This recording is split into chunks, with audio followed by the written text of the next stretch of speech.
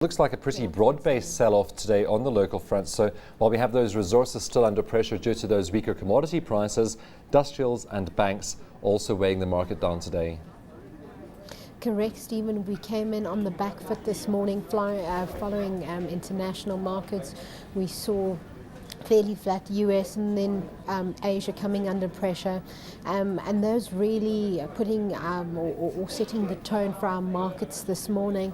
We have recovered a little bit today, but still on the back foot, and we're expecting that trend to be around for a while. Well, let's look at some of the factors that perhaps are driving that trend, because we had the dollar strengthening initially after we saw Osama bin Laden killed by US forces over the weekend, and that gave the dollar a boost as we came into the new week. We also had that Chinese PMI number out yesterday, a little bit weaker than expected, and that's raising this question mark about growth in China and demand coming from China. Is that how you see the factors driving the markets down at the moment?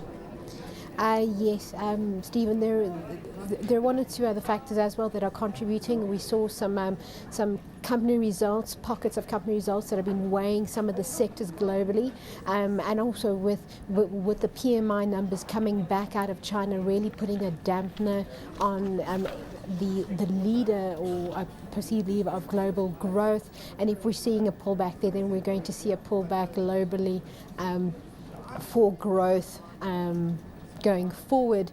So yes, those definitely sentiments that are driving the markets low today. Of course, given the rise we've seen on global markets recently, companies really have to deliver strong results to meet the expectations of the market, don't they? Correct, Stephen.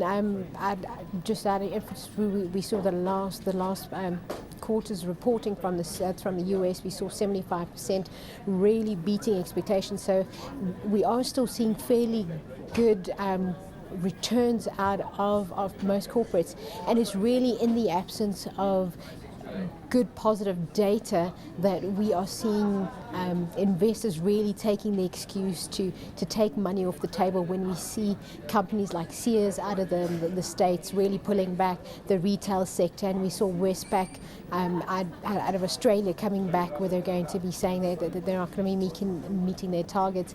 And those really are the influences in the absence of positive data that are really getting investors to take money off the table. Of course, we've also had some Chinese companies missing expectations as well. And as Samantha was saying, there is an expectation that we could see China hiking interest rates pretty soon.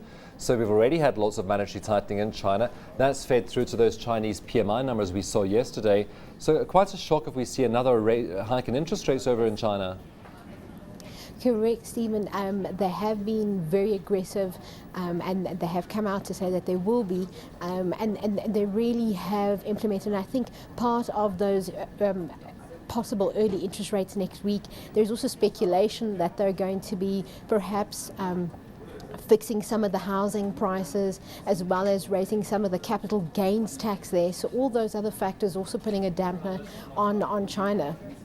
Well, we have Naspers down 3%, so really leading the top 40 lower today. Do you think that could have something to do with the news coming out of China? Because Naspers, of course, does have big exposure to China through its holding an associate company, Tencent.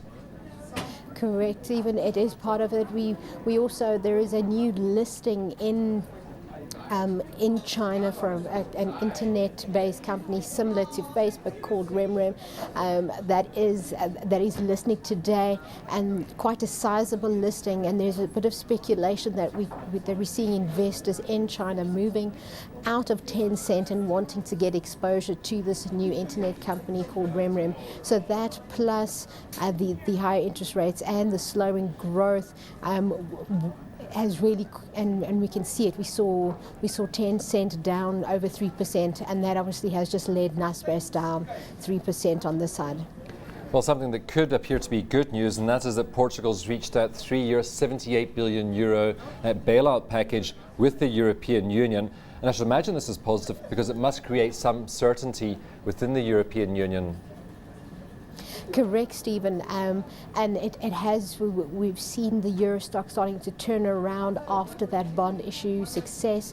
In fact, we're seeing the S&P slightly turn positive, the S&P future. So that really building confidence and really supporting the euro, the euro. That with the the speculation, obviously, with the austerity measures that we have, that they have out in the Eurozone, really buoying the Eurozone and really putting confidence in the euro. So very positive. We'll have to, however, see how. In fact, our local markets have also come back, have really been supported by that. We're seeing a bit of support there, but we're still in negative territory, so we're going to see how much, in terms of any further good news, to see if we're going to turn around locally. Well, we had vehicle sales numbers out today. I'm not sure that that's good news. 8% growth year on year, month on month, down considerably between March and April, but I suppose that's to be expected because of all of those holidays. Correct, Stephen. Definitely due to the trading holidays, we were down 27.9% month on month. I think the risk to those going forward are going to be, we just saw our petrol price increase going through last night. It's the highest it's been for a while. We are seeing pressure definitely coming from the commercial sales sector, where there's overcapacity, and we saw that with our PMI numbers disappointing, as well as our carbon tax, and we're going to see consumers under pressure, as well as the new toll gates that are going to be implemented later in the year.